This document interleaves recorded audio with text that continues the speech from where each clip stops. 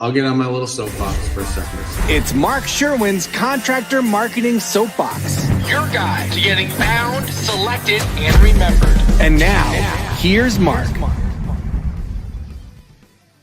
Hey, y'all. Welcome back to the Contractor Marketing Soapbox. Mark Sherwin here.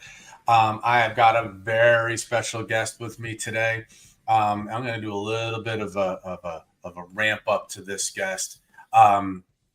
I've met many people in this industry. I've met everybody across the country, and each person has their own personalities, their own way of doing things. And this person, and I'm gonna drum roll, Liz Friesen from our friends at Southside in Colorado. She appears magically, just like that. Has continued to impress me with her knowledge and her expertise, the fun group that she runs over there. And we're going to talk a lot about that today. But the topic, as everybody is probably well aware, is the 5 tips that when your phone is not ringing, what can you as a service company be doing? And we got some fun approach to this. We got a serious approach to this. And we've got some I hope you take away some great points. So welcome. Appreciate you joining me today, Liz. Thank you very much for listening to the intro there. And hey, welcome. Mark. Thanks for having me. I'm looking forward to this. This is going to be fun, I promise. And the people listening, feel free, pop in, ask questions of either one of us. We're happy to join. It's kind of a free-flowing thing. So as the title suggests, right, we talk about the 5 tips for when your phone's not ringing. Yeah. And, as a marketing company, I'm usually one of those things that people do, right? I'm usually the first thing that they do is they call their marketing company, and I understand it. I absolutely do. And I want that phone call when you're not busy, but let's save that one for the last bit. Okay. Let's say phone's not ringing, forms aren't flowing, it's beautiful weather out, everybody's outside playing, there's just not the problems, a demand, if you will, that's happening. What's the first thing, what's one of maybe the first couple of things that you as an organization look to do to maybe help get the guys busy, maybe help get the trucks rolling again? What's the first couple of things that come to your mind? The first thing I do always is to make sure the phones are working correctly. So I'll go and check, we'll call, or if for some reason the answering service is picking up, that's just the basic 101. But the next step we do is we record all of the estimates. We have people who get estimates. They're not sure yet if they want to proceed.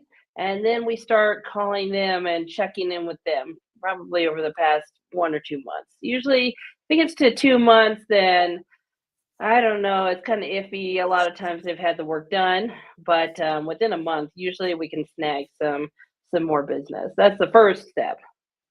That is an excellent step, and I'm going to add something to step 1 with the calling and checking the phone numbers. That is extraordinarily important. There are so many call tracking things that go on right now, and any one of them could be a problem. So yes, call tracking, check all your numbers. In addition, check all of your forms on your website. Do a test. Yeah. Right? Hey, is it getting to where we need it to go? 100% agree. Even if you have a chat, do the chat, right? Just make sure that things are operating like you expect. 100% agree with that. When you mentioned the estimates, a lot of people struggle with this one. They don't want to hear from me. They probably already made a decision. I don't feel like calling them. Kind of give me, it doesn't have to be long, but what are the responses that you do get from clients when you call them about an old estimate? Is it as negative as some people think it might be? No, I mean, you always get like that one person who just, well, my handyman will do it for $50 and you guys charge me so much money. You always get those the negative people. But most of the time, people have gotten the estimate and they haven't quite made a decision, or they got the estimate right before they went out of town. And I think a lot of contractors sometimes especially in smaller companies, they kind of overthink it. Well, the customer didn't call me back. They probably don't want me. If I call them, it might be awkward. But a lot of times, it's just kind of fallen off their radar. They still want it, but they just haven't pursued it as much. And then you can go contact them, and they're like, "Oh, that's right. I need to get this done right now." And sometimes people are just getting like trying to figure out how they're going to pay for it. Oh, I got to wait for my next paycheck. Okay. You can usually get a lot from that. That actually brings me one of the things that and I'm going to use this as idea tip number 2.1 is, do you approach them with any kind of offer or coupon? Yes. Hey, So $50 off or something like that? if it's been slow for a day or two, not so much. Usually, there's ebbs and flows in the calls. But if Sure. it's been like a week, it's been pretty slow. We will often send out an email to our existing customers. Like, this is a slower time of year. We haven't really needed to do too much of that yet, but and we'll offer them a deal. So any estimate from the past few months, you can get 10% off. And last year we did that. And we were slammed until our busy season. So that stuff does work. And nowadays, people really want a deal. So, It's give it to 'em. you say nowadays. I think even since the days of Groupon and Living Social, we've proven that I think people love a deal, right? They just need to see Yeah. the value in the deal. And I like the 10% off. I like the $25 coupons, but I'm a big guy into specials and Yeah. packaged services, and I think that shows a lot of value to a lot of clients. So email is a great way to get that message across. Text message is also a great way to get that message out there. So for just kind of that's kind of the point 3, right? There's your tip number 3 is leverage your communication. Look, Yeah. I'm gonna get on this is my soapbox. I don't care if it's beautiful and wonderful weather, and Google is not going to work better because you give it a bigger budget on pay-per-click, right? It's just That's true. nobody is searching for it. That's an area in which people go to for demand. If nothing's breaking, if things are Yeah. slow, there's just, I don't care how much money you back up to Google. Google's going to take it, but it doesn't necessarily mean it's going to be more leads for you. So how can you push a message out to your clients is extraordinarily powerful. Phone call, email, a text message, and outbound those to your existing clients with maybe a special offer, maybe a special idea. And that's where point 4 comes in for us here as a marketing firm. And one of the things that I recommend is, what can you be doing within your community at that moment in time? I've heard some cool ideas lately, and Liz, I know that you're always involved in your community and doing things. One of those cool ideas that I've heard recently, and I'll give him a shout out, was Brad McGee over at LBA. What he's doing is he's picking up the phone and he's saying, "Hey, for a free heating inspection, we'll if you donate 3 items to the food bank, we'll come and pick it up, and while we're there, we'll give you a free heating inspection." And as an idea, I like this idea.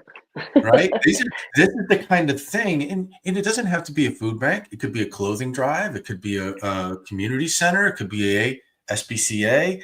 Anything to kind of get your clients focused on, hey, we're there to help and be part of the community. Yeah, people want to feel like you care about where they live. You care about them, not just another contractor. It's like, oh, okay, no, I'm invested in who you are, where you live. I agree.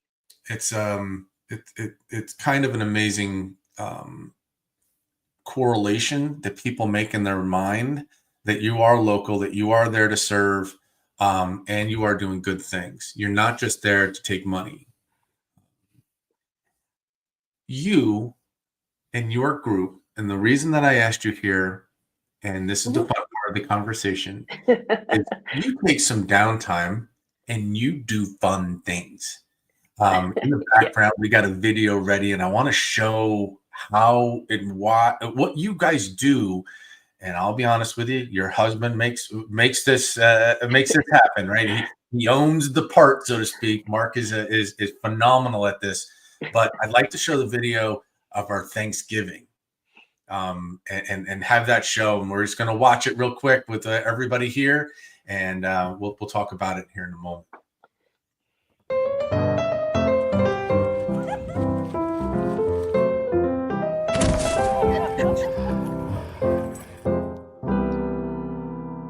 So let me tell you something. This is people, Mark, I got a bunch of plumbers or HVAC guys staring back at me. We're not busy right now. What are you going to do? This is the kind of thing. Have fun. Go get a turkey suit and go run around outside and have fun with it. I absolutely adore how you guys use your time and your marketing prowess, your fun aspect of who you are as a company. It brings a humor and this realization that you're a bunch of fun people. Talk to me about Yes, Mark, my husband loves making videos. We have right now he's planning on an exploding toilet, which I'm a little worried about, but he's got a whole platform in our garage, and yeah, we'll see how that one works out. We have a great leprechaun video as well, and that's really fun. They had a down day, so they did this whole filming shot, and one of our guys used to be a filmographer, and so he does a great job. And yeah, them together, it's like magic. They just love it. And here's the fun part. You got a filmographer kind of on staff and somebody that can point and click. You don't need that, right? You can do it with anyone too. Really, it's just a matter of having fun. I know we have another video clip kind of lined up. Something very recent that y'all did. I'd love to see that one as well. And go ahead. I got Ray in the background. Go ahead and show that next video. Let's have another conversation about this. Hey guys, this is Liz with Southside Plumbing, and I just learned something. I had no idea how easy it can be to clean a toilet. So I've been married to a plumber for 26 years, and I just found out I'm trying to clean this toilet, and you know how it gets all gross up there, ew, and you're trying to get underneath the bolts and clean that. Well, I'm just sitting there trying to clean this toilet, and my husband just walks up, and look what he does. He just unhooks this and pulls the toilet seat off. Look how easy it is to access that. Look at this. I can just take this. I can clean that off. And voila. I'm good to go. And woohoo! And then you hook it back on. So, I don't know, all this cool plumbing stuff just shows up in my house. Hopefully this can help you out as well. And Liz, what you just, it wasn't a professional filmographer, right? It was you holding your phone and just having fun and educating people, even if it's a downtime. Like, hey, this is something you can do. This was very impulsive. I was like, what? I didn't even know. Get out the camera. I guess those are called ugly videos or something. I heard some guy talking about it. They're not perfect, you know. But they're real. Yeah. And call them ugly, call them whatever you want. They're real, like the focusing and everything else. But you just taught a bunch of people something cool that they probably didn't know unless they had already replaced their toilet seat at one point. That's how I found out that could do, by just replacing my toilet seat. Yeah. Oh wow, it just pops off. But these are the things. like if you're sitting around and you're waiting for that phone to ring, or you're waiting for the forms to come in, or you're waiting for the weather, you're waiting for something to happen, these are the little things that I highly encourage is videos, photos. Go back into your stock room and walk around and show me what the inside of the truck or the stock room looks like. Everybody always says, hey, we're fully stocked trucks. Really? What does that mean? Like, these are the behind the scenes things that people crave, honestly. And actually, we have like a backlog of videos too. We just need to get my husband's phone so we can download them. We have all sorts of interesting stuff. So on the docket is hack Mark's phone. Got it. Exactly. But these are the kind. So we've talked a little bit about, what are we up to now? 4 different things. Yes, I want you to call your marketing company. Anybody here listening to this, call your marketing company. But your marketing company, if they're asking the right questions and doing those things, they're going to ask you for did you do all those things beforehand? Right? I would love to take those videos and use them in social media, push a message out, create a desire when demand is down. Right? You have to create that I want sort of reaction for marketing when demand services are just non-existent, which is happening right now. We're in spring. We're in that quote unquote shoulder season for many people. Stuff's not breaking. Now, I just this morning found out I had a leak under my dishwasher. Surprise! Hey, thank you. I would come help you out, but the drive is a little far. Appreciate that very much. And I called 2 people. Neither one of them answered their phone this morning. Oh, that kills me. I'm like, we have to answer the phone. So I'm not happy about that. Yeah. One called me back, one text messaged me. That's fine, but this is during normal business hours. It was after 9 a.m. Like you have somebody answering the phone, and that's probably a marketer's biggest pet peeve is I want what you want. But you have to help us to answer those phones and be timely in your responses, and things will work out even more so during the slow times. Yeah. I'm always working on my phone system. In fact, we're moving from an answering service to an AI bot just because they can answer the phone immediately. Yes. Right. But what this is going to also require now is it's not magic. You just got to make sure things are happening behind the scenes, right? Make sure that they're saying the right things. You got to seed the information. There's so many great AI tools that are out there. I absolutely recommend them, but at the same token, right? Well, you only get out of it what you put into it. I mean, you got to put a lot into it to get it to work well. That is exactly the point. Those are 5 really quick things to do. Right. Call your marketing firm. Absolutely. But it should be one of the last things that you do. And you be prepared with information like this. I was talking to another client not long ago, and, his phones were kind of dry and things were not going as anticipated at that moment in time, or what he had hoped. It's 70 degrees outside. It was beautiful. He even had his windows open in the office. As a heating and air guy. He's like, yeah, Mark, there's just nothing going on. So, I'm going to come back to a little bit, and this is probably a bonus tip. Have offers in the hopper ready to launch at a moment's notice that creates desire for services, right? A low cost of entry kind of item. Southside, you guys do plumbing, and do you have those lists? Do you have like I can offer that, and when it gets slow, that helps us create that desire for services. Yeah, so I find that it's more luxury items that do better with the 10% off coupons. So, got a cough. Sorry, I'm just getting over. Like water heaters, people either need them or they don't. if we've had an estimate within the past month, we can give a discount for a water heater, Sure. which is great. And people will just eat that up. But it's more the luxury items. It's like, oh, have you looked into a softener? Softener's awesome. You can, or a water filter. Do you know what's in your water?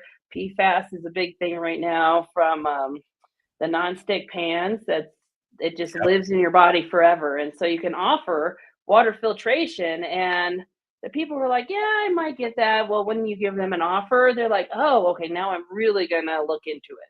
So you can get special offers. As you know, we just celebrated our 20th anniversary. So we could do like 20% off one item up to a certain amount, and people are like, yes, I love it. I will forever be that guy that loves those offers, those special deals, the packaged kind of programs, right? Looking at those luxury items. Hey, we've got a special new toilet deal seat, on a a water toilet heater. seat you can just disconnect. Yeah, who knew that could be a luxury item? But it's the instantaneous. And maybe this goes into something else that I've heard, and I apologize for jumping around a little bit here, but That's okay. a lot of people in this industry, in what you guys do, the most important person is the one actually answering the phone, right? Yes. Being able to close what is actually coming in, and being able to do that. Do you have any recommendations for other home service companies in when we see a slow time on how to book more from what is coming in? You have any tips? So some people, I'm finding people now are price shopping now. Now that eggs are so expensive, it's like, I can fix my plumbing or I can buy a dozen eggs. I don't know.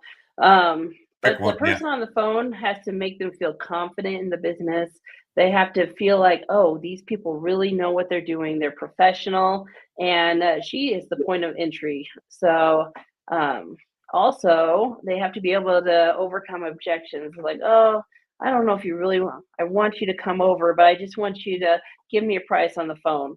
Which is funny because sometimes we had a lady the other day, she's like, I have a leak in the wall. I don't know where it is, but I want a price over the phone. And we're like, well, we can't like just give you a price on the phone. We have to investigate it.